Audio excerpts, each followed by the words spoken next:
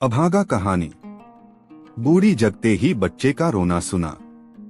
आंखें बंद किए किए ही उसने अपनी पत्नी को पुकारा, अरे गोल्डा। यह कमबख्त चीख रहा है। गोल्डा ने कोई उत्तर नहीं दिया। बूढ़ी उठा और इधर उधर घर में ढूंढा, लेकिन वह कहीं नहीं मिली। उसे कुछ ताज्जुब हुआ, किंतु उसने सोचा हो न हो नहाने गई होगी। एक कपड़े का फोया बनाया और उसे बच्चे के मुंह में लगाकर वह कपड़े पहनने चल दिया। कपड़े पहनते पहनते वह हिसाब लगाने लगा। कल झोबलिनर हाउस से जो मोमबत्तियां चुरा कर लाया था, उनसे कितनी चांदी बन जाएगी। और यह सोचते ही वह ऊपर अटारी में उचककर पहुंच गया, लेकिन मोमबत्तियां गायब थीं। इधर उधर चारों तरफ उसने खखोड़ा, लेकिन वे मिली तो नहीं ही मिली।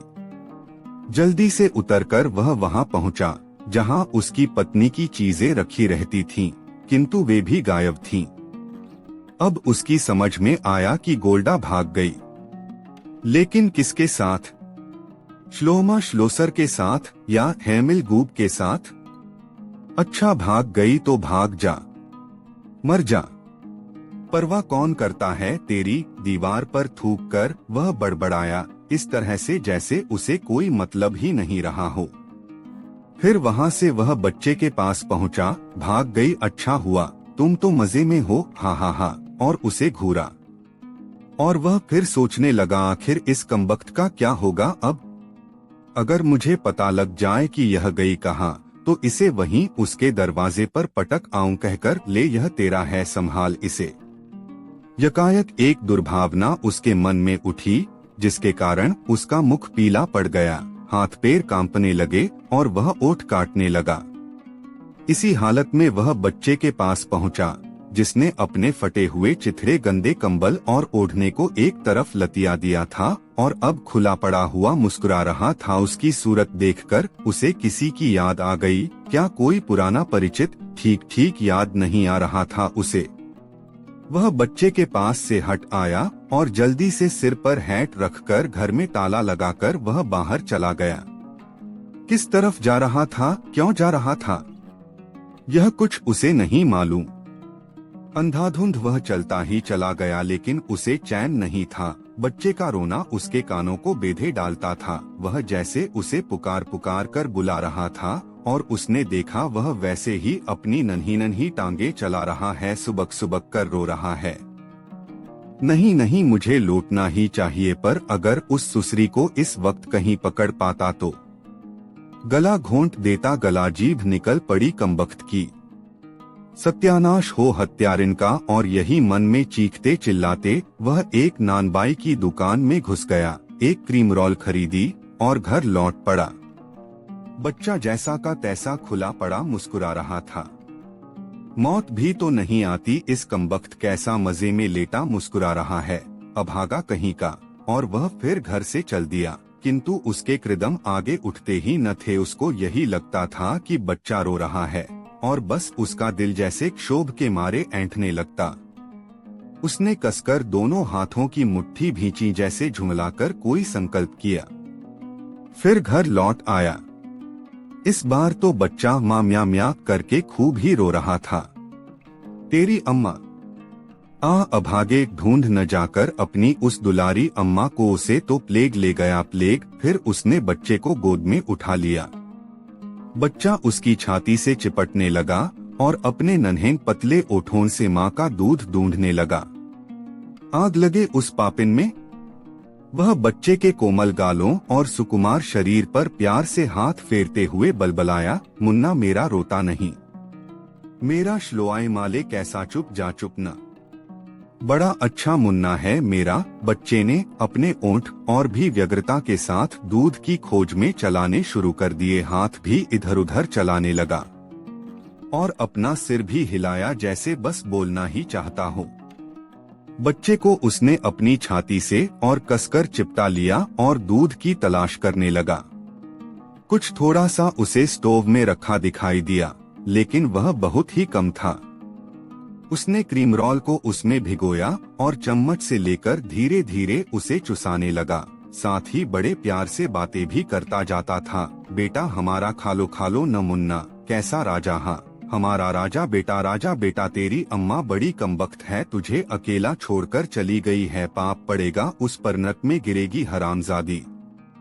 कुतिया भी तो अपने पिल्ले को इस तरह से छोड़कर नहीं भागती, वह कुतिया से भी गई बीती है, रोते नहीं है, मैं कसम खाकर कहता हूँ तुझे कभी नहीं छोड़ेगा भी नहीं।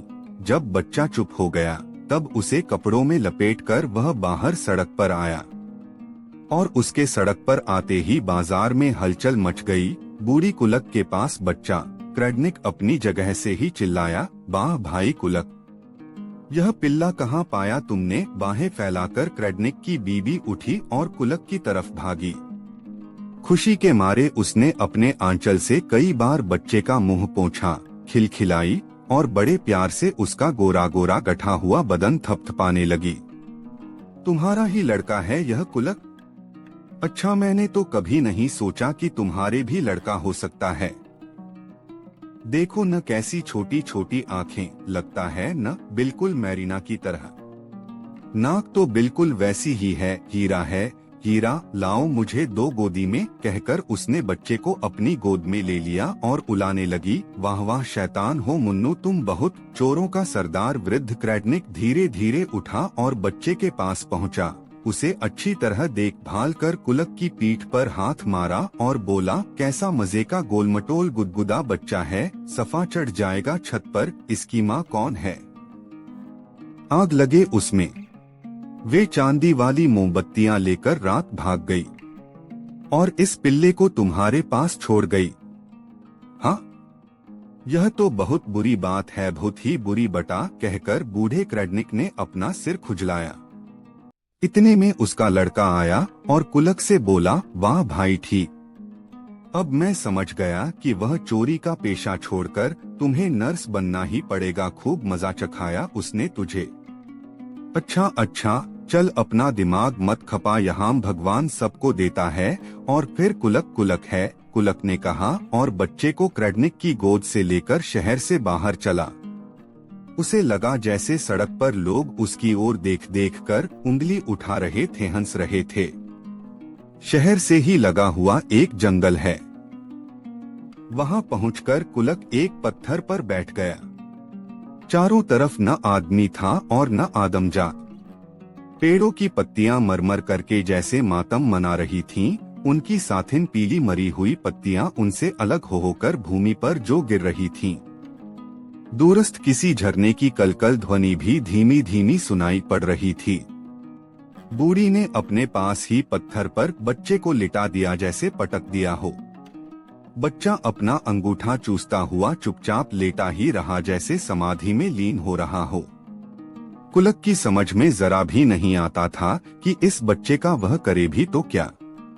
पलक मारने भर की देर के लिए उसने सोचा, इसे छोड़ ही न दूं, परंतु दूसरे ही क्षण उसके अंदर का पिता जाग उठा, उसका प्यार जाग उठा, उसकी ममता जाग उठी, मोह माया जाग उठी। यह बेचारा गरीब मेरा बेटा। और उसने बच्चे को फिर गोद में उठा लिया, खूब कसकर छाती से चिपकाया और गौर से उसकी मनुहार देखने लगा।